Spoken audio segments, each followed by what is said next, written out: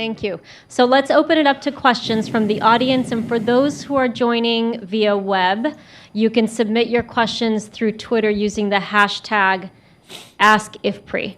And just raise your hand for those who are here. Tell me your name and your organization. And Keith has the microphone. So who would like to get started? Comments or questions? And do keep them succinct, please.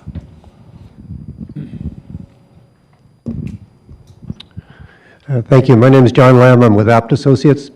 I have a question for the panel about distortions that seem to persist in this next round, as well as gaps that also seem to persist. I'm concentrating on the food and food security and ag portion of it because that's my field and because we're in IFPRI. Within those particular fields, it strikes me that still, at this stage, when one speaks about food security and agriculture, we act as if agriculture is only about food, ignoring the fact that there's food, feed, fiber, and industrial use. Almost everything in this whole program continues to focus on food.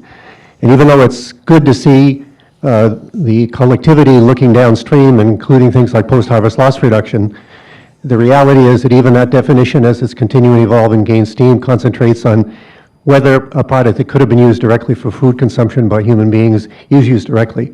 If you follow that definition, you would wipe out half of the value and volume of production of maize in the United States because it's going into feed use or biofuels. So we're creating distortions, I think, that could influence negatively the direction of ag growth when countries actually have other opportunities that are not directly connected to food, which could generate income for smallholders as well. A third distortion is the focus on pre-farm gate. I see in the goals a continuing emphasis on productivity defined as what happens behind the farm, yield increase and so on, when in fact the growth of the ag sector, as we all know, it moves downstream progressively with greater value addition. None of that is happening. As you get all the way down to micro levels, even working on nutrition, although it's true there's a global community of practice of food security and nutrition, I've gone to meetings where we had to have a day talking between the ag and nutrition side to even agree on vocabulary. So it isn't like it's a single community of practice. When I talk to people about aflatoxin, which is a field that I do a lot of work in, I have to explain to the nutrition side what it is. So I don't think that it's as uniform or as easy as it sounds, and I'm concerned that distortions remain in the SDGs as they're being defined. Thank you. Any comments on this? No. I would suggest you talk to John McDermott, who is working on linking agriculture to health and nutrition. So agriculture can affect nutrition through multiple channels, whether through income increase, not necessarily food. Yes, food directly, but also through empowerment of women, or through the food safety. Yes, so it's whole lots of information there.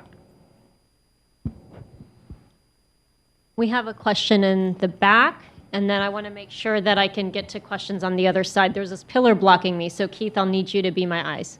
Hi, I'm Eugenio Diaz-Bonilla from IFPRI. I think one of the crucial goals is 16. It talks about peaceful societies and accountable and non-corrupt governments. The question is implementation of both, and it looks like the peace goal is very much, it looks like law and order, but in fact, the problem is more related to fragile states, as Homi Karas mentioned. So your comments on that? Anyone would like to jump in?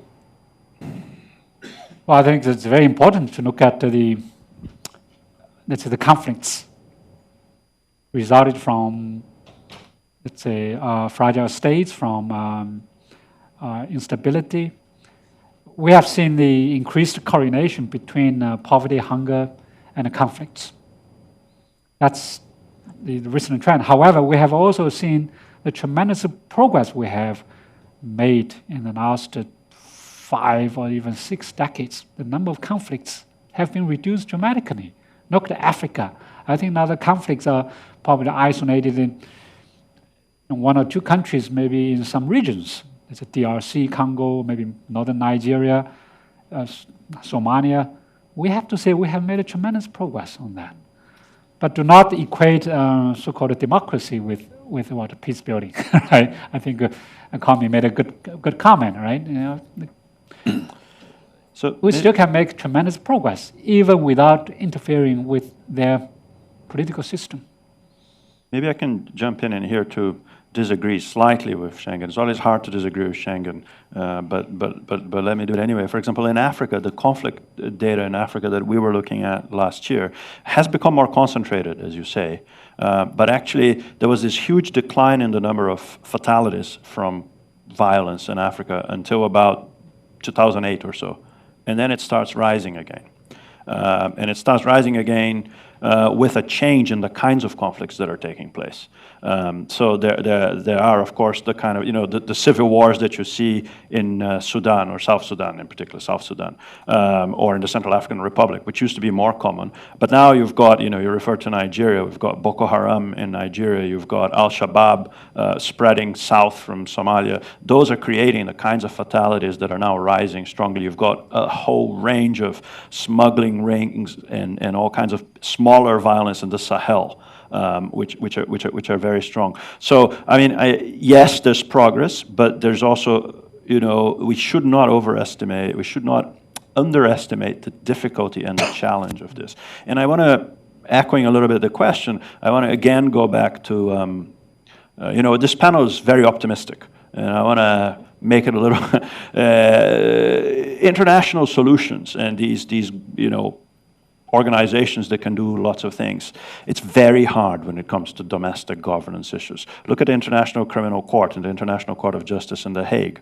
Look at their attempt to bring former presidents from certain African countries to justice from their roles in ethnic violence following elections.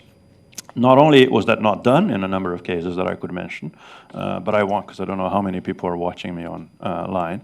But not only was it not done, but it united a whole range of African governments in defense of those people and criticizing the international organization for being anti-African.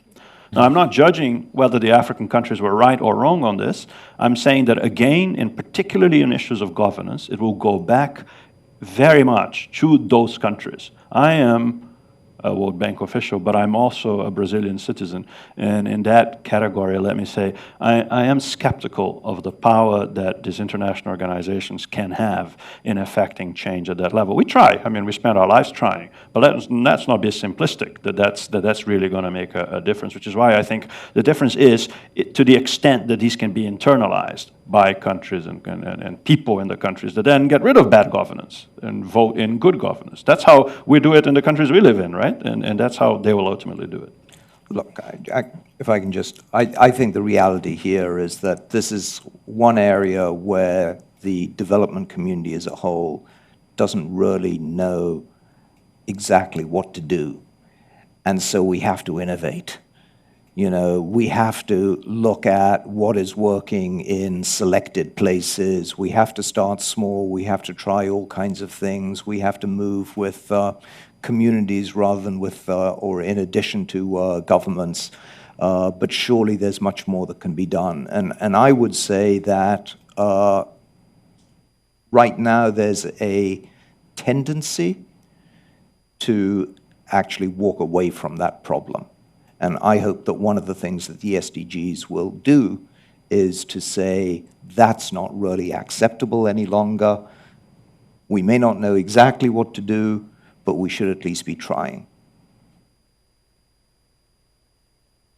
Larry Schaefer with Schaefer Global Management. Question I had is, with limited resources, primarily in financing for projects and things like that, for solutions implementation when you talk real world stuff, how do we're measuring, we're monitoring, we're identifying all the components, all the elements of change and all this stuff. How do we identify what's a symptom versus what's the actual problem in all of these factors? So in the prioritization of where the funding goes, we're funding actual solutions to the actual problems instead of solutions to fix symptoms in measuring things.